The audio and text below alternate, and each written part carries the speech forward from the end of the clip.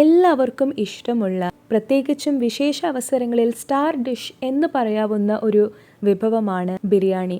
ഇന്ത്യയിൽ തന്നെ wide variety of biryanis ഉണ്ട്. ബോംബെ ബിരിയാണി, ഹൈദരാബാദി ബിരിയാണി, അമ്പൂർ ബിരിയാണി, ചെട്ടിനാട് ബിരിയാണി. പിന്നെ നമ്മുടെ കേരളത്തിലേക്ക് വരുമ്പോൾ തലശ്ശേരി, കോഴിക്കോട്, അങ്ങനെ ഓരോ പ്ലേസിനും അതിൻ്റേതായ സ്പെഷ്യാലിറ്റി ഉണ്ട്. ഇനി നമ്മുടെ വീട്ടിൽ തന്നെ പ്രിപ്പയർ ചെയ്യുന്ന ബിരിയാണി ആണെങ്കിൽ പോലും അതിലും ഉണ്ടാവും ചെറിയ ചെറിയ വേരിയേഷൻസ്. ഓരോരുത്തർക്കും അവരുടേതായ പ്രിപ്പറേഷൻ സ്റ്റൈൽ ഉണ്ടാവും. സോ ഇന്ന് സാഹിബാസ് കിച്ചണിൽ നിന്നും ഒരു ചെറിയ biryani recipe. So welcome to Sahiba's kitchen stories. റൈസും മസാലയും സെപ്പറേറ്റ് ആയി ഉണ്ടാക്കി പിന്നീട് ദമ്മിലിടുന്ന രീതിയിലാണ് ഇത് ചെയ്യുന്നത്. സോ ആദ്യം നമുക്ക് റൈസിൻ്റെ പ്രിപ്പറേഷൻ നോക്കാം. ആദ്യം നെയ്യ് ചൂടാക്കി അതിലേക്ക് പട്ട, ഗ്രാമ്പു, ഏലക്കായ ചേർത്തു. ഇനി ഇതിലേക്ക് ഇഞ്ചി വെളുത്തുള്ളി പേസ്റ്റ് അല്പം ചേർക്കുന്നുണ്ട്. അതിൻ്റെ പച്ചമണം മാറിക്കഴിയുമ്പോൾ അതിലേക്ക് അരി വേവാനുള്ള വെള്ളം ചേർക്കാം. ഉപ്പ് പാകമാക്കാം. വെള്ളം തിളച്ചു തുടങ്ങുമ്പോൾ അതിലേക്ക് കഴുകി വൃത്തിയാക്കി വെച്ച അരിയും ചേർത്ത് മൂടി വെച്ച് വേവിക്കാം. ഈ സമയത്ത് അല്പം നാരങ്ങ നീര് കൂടി ഇതിൽ ചേർക്കുകയാണെന്നുണ്ടെങ്കിൽ അരി ഒട്ടും തന്നെ ഒട്ടിപ്പിടിക്കാതെ വെന്ത് കിട്ടും. പിന്നെ ഇതൊരു പകുതി വേവൊക്കെ എത്തിയാൽ മതി, കാരണം ദമ്മിലിടുമ്പോൾ ചോറ് ഒന്നുകൂടി വേവും.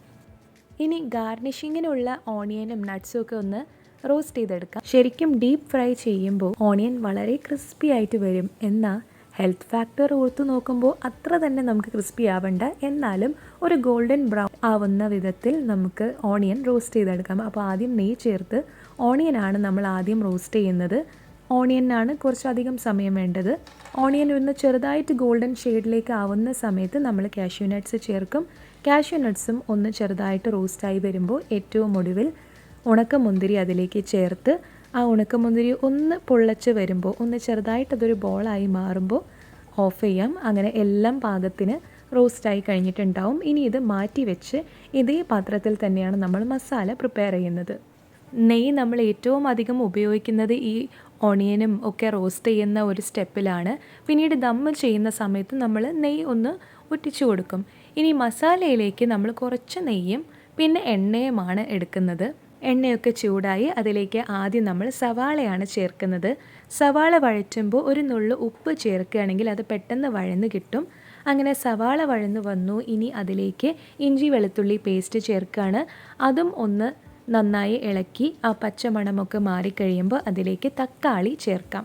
സവാളയിൽ നിന്നും തക്കാളിയിൽ നിന്നുമുള്ള നീരൊക്കെ ഇറങ്ങി അതൊന്ന് റെഡി ആവുന്ന സമയം കൊണ്ട് നമുക്ക് മസാലപ്പൊടി റെഡിയാക്കാം. ഗരം മസാല യൂസ് ചെയ്ത് ബിരിയാണി വെക്കുന്നവരുണ്ട് കേട്ടോ. പക്ഷേ ബിരിയാണിയുടെ മസാല നമ്മൾ പൊടിച്ച് ഉണ്ടാക്കുമ്പോൾ അതിൻ്റെ ഫ്ലേവർ വേറെ തന്നെയാണ്. ഇവിടെ നമ്മൾ പട്ട, ഗ്രാമ്പു, ഏലക്കായ, നല്ല ജീരകം, പെരുംജീരകം, മഞ്ഞൾപ്പൊടി, മുളക് പൊടി, മല്ലിപ്പൊടി ഇതെല്ലാം ചേർത്ത് പൊടിച്ചെടുക്കുകയാണ്. ക്വാണ്ടിറ്റിയൊക്കെ ഡിസ്ക്രിപ്ഷനിൽ മെൻഷൻ ചെയ്തിട്ടുണ്ട്. ആ പൊടിച്ച മസാല നമ്മൾ ഇതിലേക്ക് ചേർത്ത് ഇളക്കി ഉപ്പും പാകമാക്കി ഇനി ഇതിലേക്ക് ചിക്കൻ ഇടാം. ഇവിടെ നമ്മൾ എക്സ്ട്രാ വെള്ളമൊന്നും ചേർക്കേണ്ടതില്ല. സവാളയിൽ നിന്നും തക്കാളിയിൽ നിന്നും ഒക്കെ ഊറി വരുന്ന ആ നീര് തന്നെ മതി ചിക്കൻ വേവാനായിട്ട്. പിന്നെ ഇടയ്ക്കൊന്ന് തുറന്ന് ഇളക്കി കൊടുക്കാം, അടിയിൽ പിടിക്കാതിരിക്കാൻ വേണ്ടി. പിന്നെ ഈ മസാലപ്പൊടി കൂടാതെ തക്കോലം, സഹജീരകം പോലുള്ള സ്പെഷ്യൽ സ്പൈസസ് യൂസ് ചെയ്യുന്നവരും ഉണ്ട് കേട്ടോ. ഇത് വളരെ ബേസിക് ആയിട്ടുള്ള സ്പൈസ് മാത്രമാണ് നമ്മളിവിടെ യൂസ് ചെയ്തിട്ടുള്ളത്. ഓൾറെഡി നമ്മുടെ ചോറ് റെഡിയാണ്, റോസ്റ്റഡ് ഓണിയൻസ് റെഡിയാണ്. ഇപ്പോൾ ഇതാ ഒരു 10 മിനിറ്റിനുള്ളിൽ ചിക്കൻ മസാലയും റെഡിയാവും. എന്തായാലും ചിക്കൻ റെഡിയാവുന്ന സമയം കൊണ്ട് നമുക്ക് കുറച്ച് തൈര് ചട്നി ഉണ്ടാക്കാം. ബിരിയാണിയുടെ കൂടെ തൈരില്ലാതെ എങ്ങനെയല്ലേ? പച്ചമുളക് യൂസ് ചെയ്യുന്നില്ല കേട്ടോ, അറിയാതെ കടിച്ചു പോയാലോ എന്നൊരു കൺസേൺ കൊണ്ടാണ്. പകരം കുരുമുളക് പൊടിയാണ് ചേർക്കുന്നത്. അപ്പോൾ ഇതാ തൈര് റെഡിയായി. അപ്പോഴേക്കും നമ്മുടെ ചിക്കൻ മസാല റെഡിയായി. ഇനി ദമ്മിലിടാൻ സെറ്റ് ചെയ്യാം. ചിക്കൻ മസാല പ്രിപ്പയർ ചെയ്ത നോൺ സ്റ്റിക്ക് പാത്രത്തിലാണ് നമ്മൾ ദമ്മിടുന്നത്. അതുകൊണ്ട് തന്നെ അതിൽ നിന്ന് ആദ്യം നമ്മൾ ആ മസാല ഒന്ന് കോരി മാറ്റി വെക്കുകയാണ്. കല്ല് ചൂടായി തുടങ്ങിയിട്ടുണ്ട്, അതുകൊണ്ട് തന്നെ പാത്രത്തിലും അതിൻ്റെ ചൂടുണ്ട്. ആദ്യം നമ്മൾ കുറച്ച് നെയ്യ് അതിലേക്ക് ഒഴിച്ചിട്ടുണ്ട് അടിയിൽ പിടിക്കാതിരിക്കാൻ വേണ്ടി. ഇനി ചോറും മസാലയും മല്ലിയിലയും പുതിനയും അതുപോലെ നമ്മൾ റോസ്റ്റ് ചെയ്ത് വെച്ച ഓണിയനും നട്ട്സും എല്ലാം ഇങ്ങനെ ലെയർ ചെയ്ത് എടുക്കാം. ചോറും മസാലയും ഓൾട്ടർനേറ്റ് ആയിട്ട് ഒരു 6 ലെയർ വന്നിട്ടുണ്ട്. ഇതിൻ്റെ ഇടയ്ക്ക് നമ്മൾ ഈ മല്ലിയിലയും പുതിനയും അതുപോലെ റോസ്റ്റഡ് നട്ട്സും ഒക്കെ ചേർത്തിട്ടുണ്ട് കേട്ടോ. ഉള്ളിൽ നിന്നും നെയ്യിൻ്റെ മണം കയറി വരാൻ വേണ്ടിയിട്ടും കൂടിയാണ് നമ്മൾ ആദ്യം കുറച്ച് നെയ്യ് ഒഴിച്ചിട്ടുള്ളത്. അതിന് പുറമെ നമ്മൾ ക്ലോസ് ചെയ്യുന്നതിന് മുന്നോടിയായിട്ട് ഇങ്ങനെ ഒരു കുഴി കുത്തി ഇടയിൽ ഒന്ന് നെയ്യ് കുറച്ച് ഒഴിച്ച് കൊടുക്കും. അത് നല്ലൊരു സ്മെല്ല് നമ്മുടെ ബിരിയാണിക്ക് കൊടുക്കും.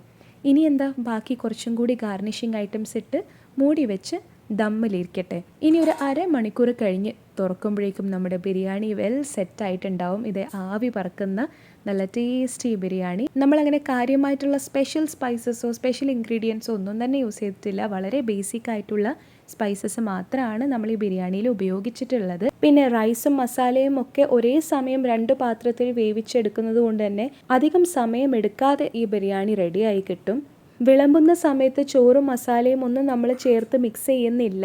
അതുകൊണ്ട് തന്നെ വളരെ കളർഫുള്ളായ രീതിയിലാണ് ഇതിൻ്റെ ഒരു appearance, even without any food colour.